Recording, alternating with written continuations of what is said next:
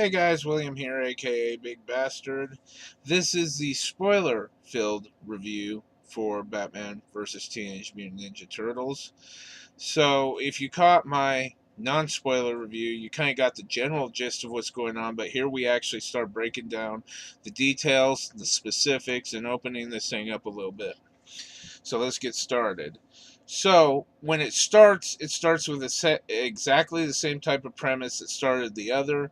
There's being break-ins at various labs, and basically the Foot Clan is seeking equipment for some devious purpose. Now, anyone that's read the original comic knows that in that, basically what happened was there was a dimensional crossover between the Turtles and Batman's universe. The Turtles were trying to get home. Shredder was trying initially to build a device to get home, but then he kind of decided he wanted to stay in Gotham, and we'll kind of touch on that a little later.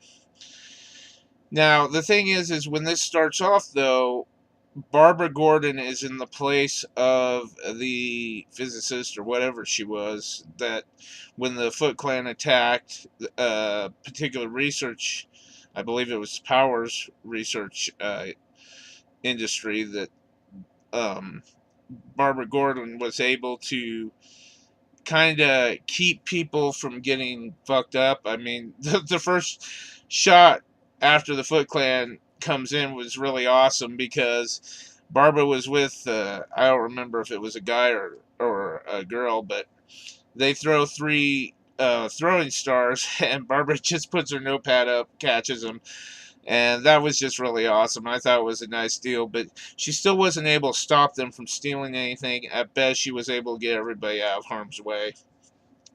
The words she uses to describe the incident to Batman are much the same as what the physicist had used, only she adds on the "and I couldn't stop them" kind of thing.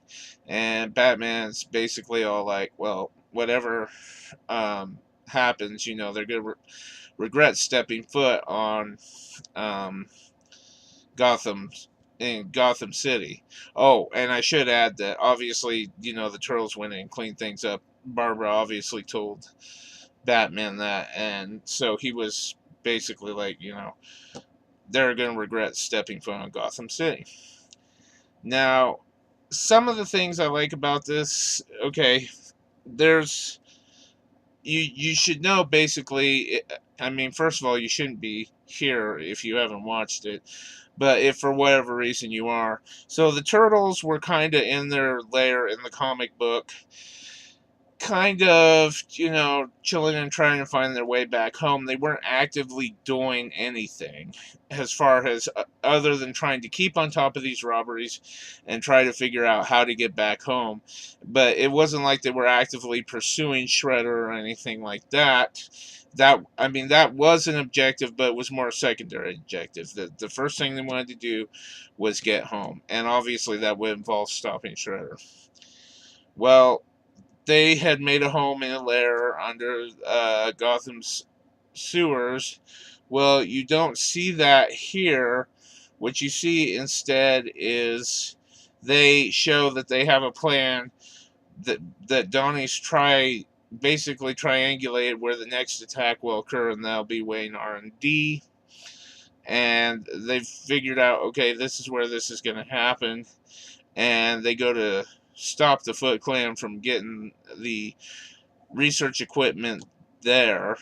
There's not going to be any incidences. Okay, so let's back up a little. You don't have any encounter with Killer Croc and his men going under the lair and encountering the Turtles.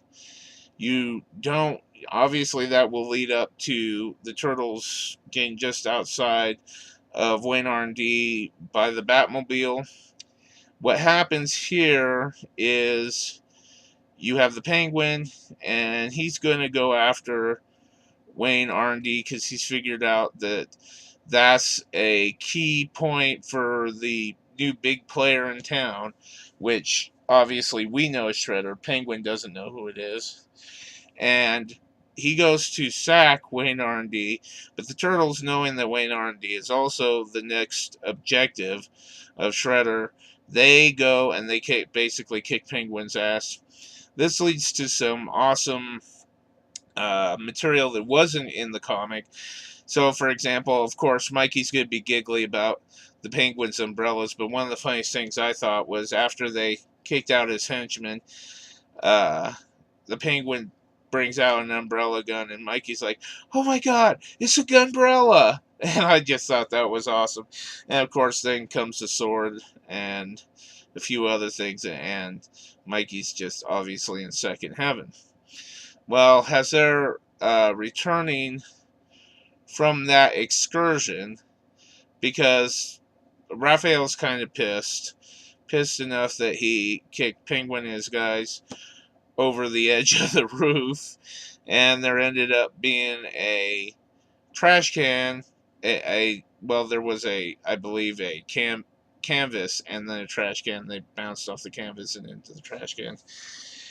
And Leo was kind of pissed at Raph. He's like, "Did you even know there was a trash can there?" And Raph's like, "I might have." And then he's kind of sniffs and he's like, "Yeah, I did."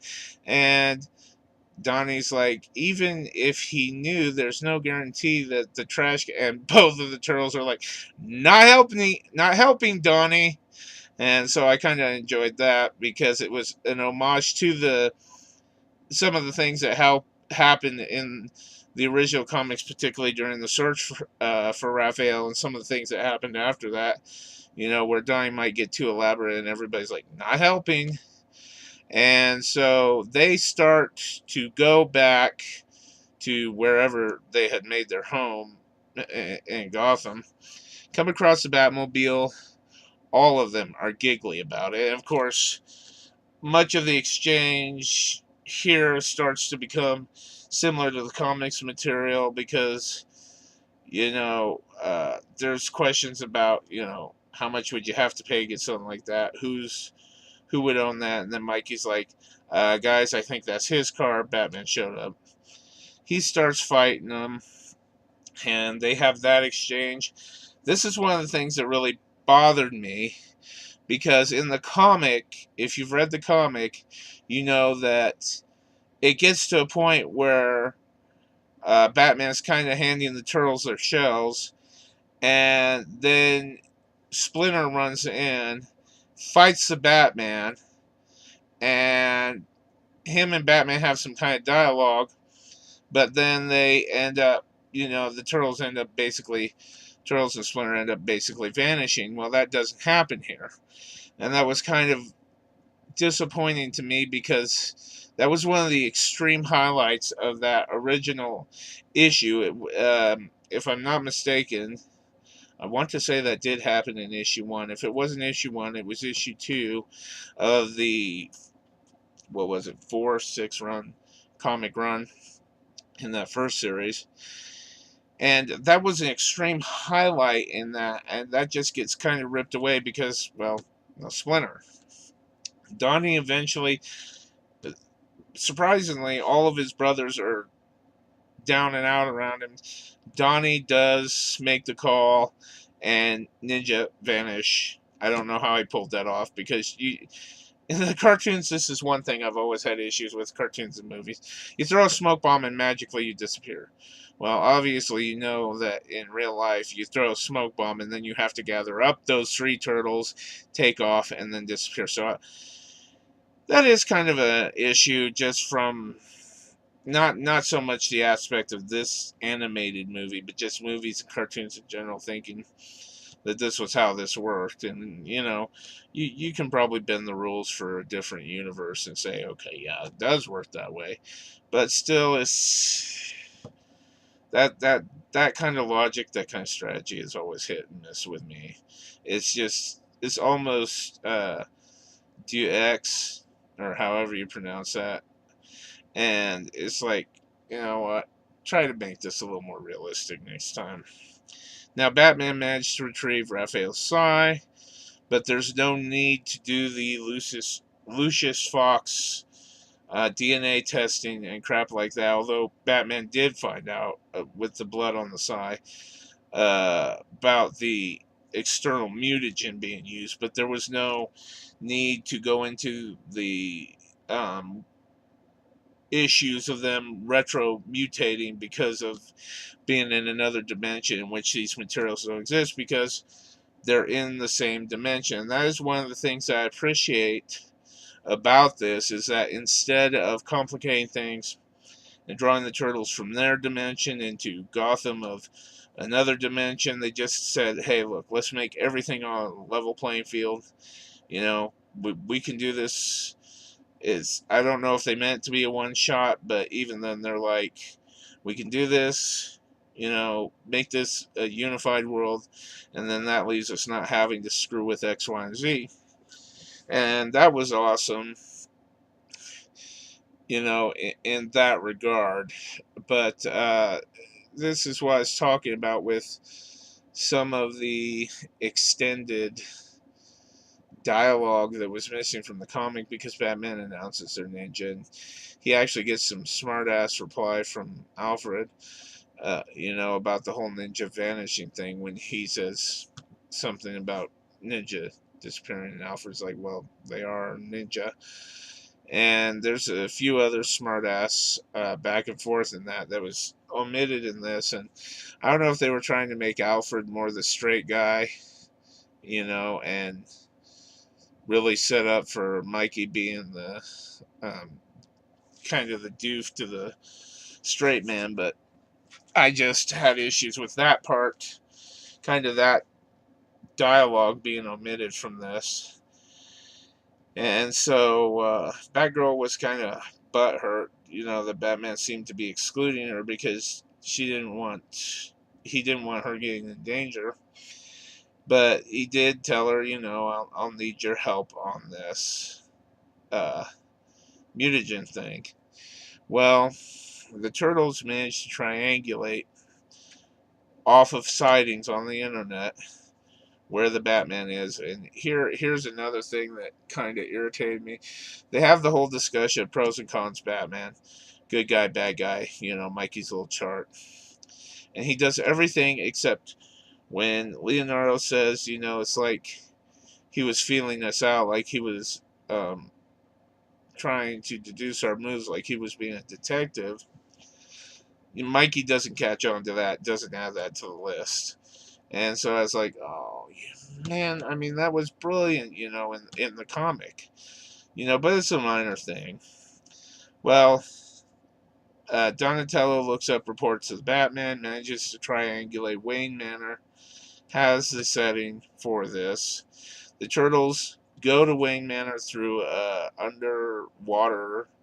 I don't know if it's a viaduct or what that leads into Wayne Manor, but they go in there. Of course, there's the whole thing about, you know, how Mikey's all excited about the dinosaur, and that Donnie's excited about the computer. And of course, then Damien shows up.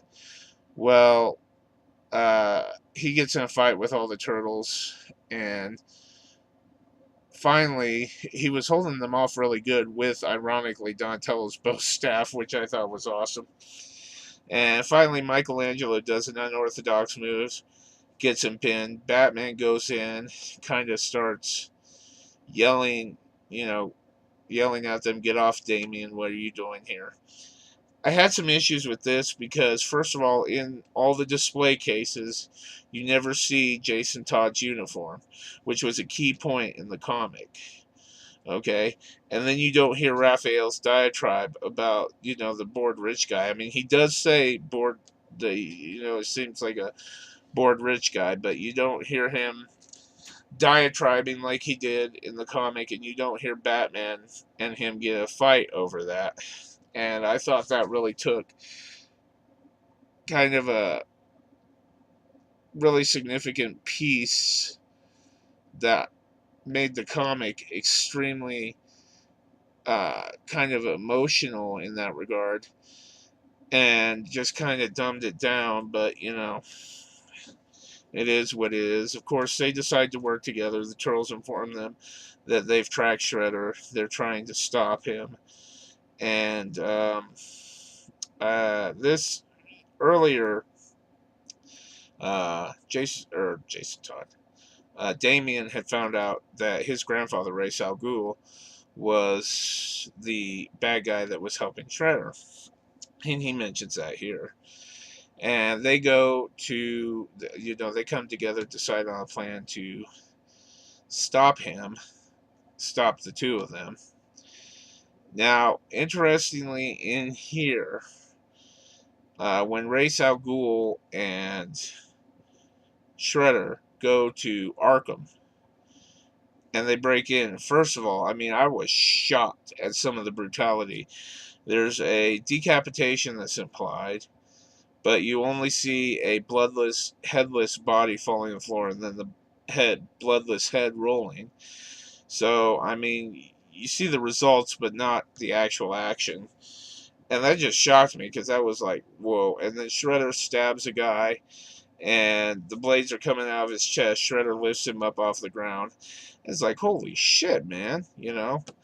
I knew DC had gone dark with their comics, with their cartoons, a lot of their cartoons, but I didn't expect this from this material because, the original material didn't get quite that graphic. And then Ra's al Ghul has a severed hand that he waves in front of a ID scanner.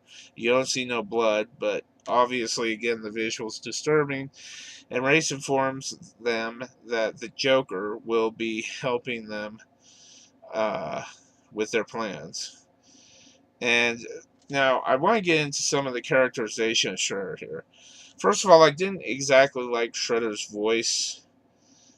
I'm kind of mixed on it because it started off sounding a little different than what you would expect, and then as you go on, it sounds more like what you expect.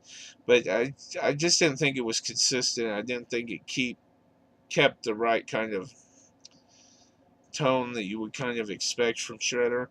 One of the things I did like was it kind of played him being between the Shredder of the IDW universe and the Shredder of the 80s Murakami Wolf Swenson cartoon, in that he was vicious, he was ruthless, but the only thing he cared about was himself, serving himself. And so the deal he brokered with Ra's al Ghul was he would help him destroy Gotham City if he got the Lazarus Pit. And I don't know what the actual agreement was, but Shredder seemed under the complete idea that he was going to get the Lazarus Pit. And later on, you actually find out that not only that, he thinks that he's going to actually run the League of Shadows. And I know that would never be part of the deal with Ra's al Ghul. I think Shredder intended on stabbing him in the back, and I don't think he realized what a kind of project that is when you involve a man like Ra's al Ghul. And the Joker basically gave them the recipe to his toxin, and in return for that, they gave the Joker mutagen and let him free.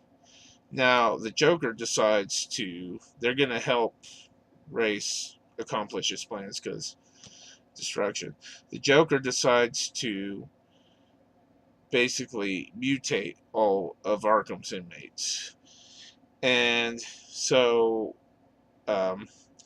Batman and the Turtles had uh, tracked down these guys down to Arkham.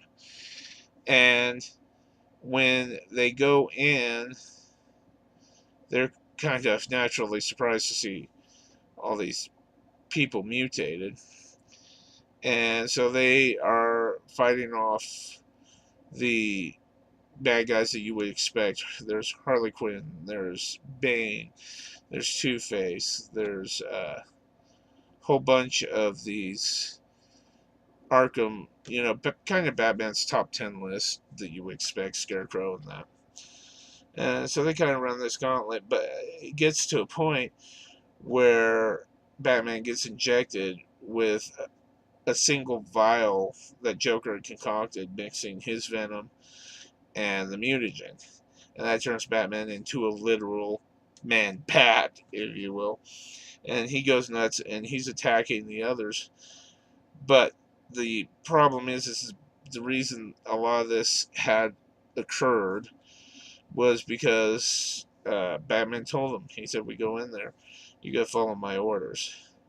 And what had happened was Two Face had two hostages, and at this point, Two Face is a mutated, literally Two Face cat. There's like literally two heads that are joined but still kind of separate. And he tells him time to flip a coin. Well, Raph can't stand to think that he's going to hurt any of these guys, any of these hostages, and he rushes in. Well, come to find out, he tears the. They had managed to get Two Face knocked down, but he tears the hood off. And it's actually the heads of the hostages are actually uh, electromagnetic boxes that zap two of the turtles. Well, go back to this Batman scene. Eventually, they managed to hit him with a retro mutagen that Donnie and uh, Batgirl had concocted, and that gets him back to normal. They get back to the cave, and they manage to get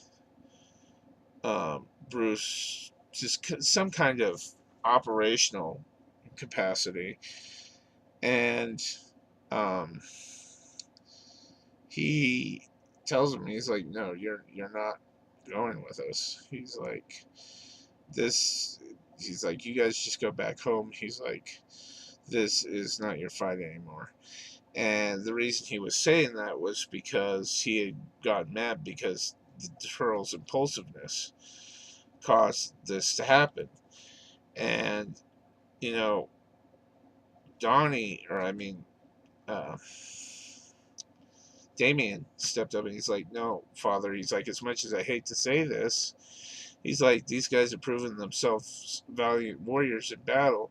Even, kind of this dipshit," referring to Mikey, because Mikey was the only one who managed to get when they were staving off the Arkham villains, he was the only one to manage to get the retro mutagen into Batman to demutate him. Batman's like, "I don't care." And and uh, Raph is trying to talk some sense in me. He's like, "Look," he's like, "I know how this goes, the loner routine." He's like, "I do it all the time." He's like, "I tell myself I don't need these guys. I go and look for trouble on my own." And he's like, "But guess what? That always makes things worse, and then they have to end up bailing me out." Of course, Mikey's like, "Yeah, he's telling it true." And uh, Batman's like, "I don't care." Uh, and just, you guys aren't going to do anything in this. But Raph continues explaining. He's like, um, you know, etc., etc. And then he ends with, "Because we're family." And Batman turns to me and he says, "This isn't family. This is a team." And Raphael's like, "I always thought it was the same thing." And they finally convince him, "Okay, we'll do this. We'll help you out here." And they go to storm. Uh, I believe they're going to storm Arkham again. And the Foot turned it into a compound. I don't remember. It was a different base of operation. I don't remember. But they were ready for the Turtles and Batman. And they set up this compound. And everybody busts through.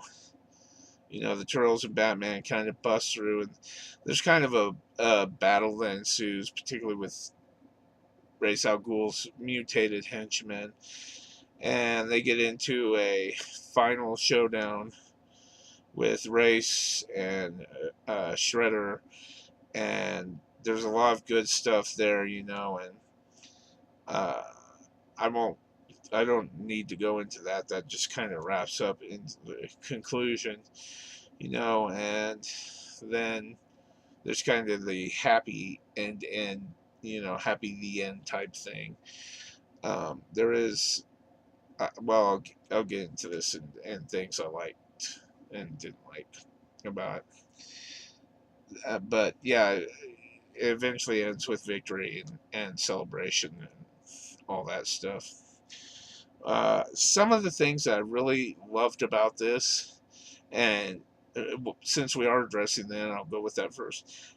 At the within the credits, there's this gorgeous montage of what they did was they took real life comics, both from the Turtles, real life comic covers, both from the Turtles and from the Batman universe, and made it as if there had been a history of Batman and Teenage Mutant Ninja Turtles. And it was just awesome watching that. I mean, it was like a fanboy's dream come true. It was just remarkable, the depth and detail they went in to do that. You watch the entire credits, and you will see all of this, and it was just incredible. Now at the end there is kind of an Easter egg, because basically when they beat Shredder, he had got thrown into a vat of purple liquid. I'll let you guys do the math on that. Um, So there wasn't a lot to really not like about it, other than, some of the stuff I mentioned before. Some of the thing, as far as specific scenarios that, I didn't like the omission of Splinter, some things like that. Some of the things I didn't like in general was the voice acting was kind of back and forth for me. Um, Voices done really good were Batman and uh, Leonardo, Michelangelo. Batgirl was okay. Shredder, I had issues with. Race, I really had issues with. I expected a much deeper, more gravelly tone from Race, and you just don't get that. I mean, it doesn't even come off as stealing a lot of times. Two Face's voice was dead on perfect. Poison Ivy's voice was great. Bane's voice was great. Baxter Stockman, I really had some issues with, because yes, I understand you're probably going with the white man, Baxter Stockman, goofy 80s cartoon one, because he has the white lab coat and it kind of looks like that Fly version. But his voice was just, it's what you would expect from a white scientific geek, but again, when it comes to Baxter Stockman, you're kind of used to certain templates for how he sounds depending on the version. And this really didn't match either version. It was kind of, I mean, the voice is really good, but I just don't see it being Baxter Stockman's voice. Um, Damien, I mean, I guess he was okay. You basically expect Damien to sound like a whiny little brat. Uh, Trying to think of anybody I might have missed, but yeah, the voice acting left some to be desired in a lot of areas. Other than that, I kind of had some issues with the way the turtles were drawn, just because I know what they were trying to do, kind of express their uh, kind of individual personalities through their phenotypes, their appearances. But it just, seeing Donnie look like an egghead just doesn't work for me. And overall, I didn't quite like the way the turtles were drawn. That's about the only art issue I have. I just didn't like the way the turtles were done, as far as looks wise. Um, I will say this. That's pretty much all the cons, other than what I mentioned concerning violence and that. I will say this. One of the things I did enjoy was the initial encounter between Batman and Shredder, because if you read the comic, you know that was kind of a one-off where they didn't really fight. And here it goes into an extended battle where both of them get injured really bad. And it was just freaking awesome. I mean, just absolutely incredible. It was a fight that literally you tell yourself, if I was going to see a fight, if someone was going to create a fight between Shredder and Batman, this is exactly what I'd want to see. And a lot of the fights are that way. And there's a lot of awesome fighting in here. It's very action packed.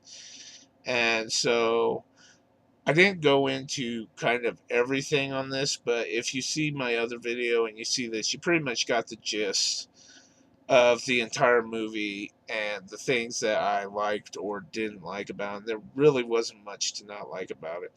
Again, I'm giving it a 5 out of 5 just because it's every comic fan's wet dream come true, whether you're into Batman or Turtles or Batman and Turtles, especially if you're a Batman and Turtles. If you've read the comics, you will appreciate the depth that they've gone to into keeping that material true, and yet managing to stray off the well-worn path to do some things, new things that fit perfectly within the context of the other.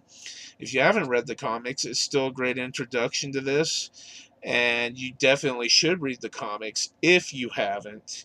But definitely a great introduction. By no means do you miss anything. In fact, you get a little more in some regards, and very little do you get skimped on compared to what's in the comic, other than what I said about Splinter. It's just totally a great starting point for really anybody that's looking into getting maybe into Batman, or which I can't really think of too many people who would be thinking of getting into Batman now that haven't already been into Batman for decades. But getting into Batman, getting into Turtles, because with a lot of people, the '80s version was what they remember, what they grew up with. If you're looking at getting into something that's more along the lines of the original Eastman and Laird Turtles, then IDW's series is a great place to start in general. But this will kind of give you an idea of how those turtles are like, kind of interact with each other, because a lot of their interactions are drawn from the IDW, and I know everyone's like, well, there's a consistent template for them in how they behave, but you'll find that IDW strays from that to some degree. Even in the earlier issues when Donnie and Leo got kind of in a fight, or they were always sniping at each other. There's IDW really fudges with some of the expected conventions of Teenage Mutant Ninja Turtles, and you won't get all of that here, but you will get a sense of it. So if you're new to any of the franchises, this is a great starting point. If you just like a action-filled cartoon that gets a little gritty, this also is a great entry point. But that's pretty much my final thoughts, final verdict. I don't think I really missed anything. I'm going to say 5 out of 5 because it is freaking phenomenal. I really hope they do something with the Easter egg at the end and kind of make a second one, because this was just a blast. So that's my spoiler-filled review of Teenage Mutant Ninja, or Batman versus Teenage Mutant Ninja Turtles. Now available, has a digital release on Amazon, maybe some other places. I just get mine from Amazon. It's not yet available Blu-ray DVD. It will be available primarily as Blu-ray, but there's also a Blu-ray DVD combo one in June or in July. So yeah, if you haven't checked it out yet, get in there, check it out, because it's freaking awesome. And until next time, this is Big Bastard signing out.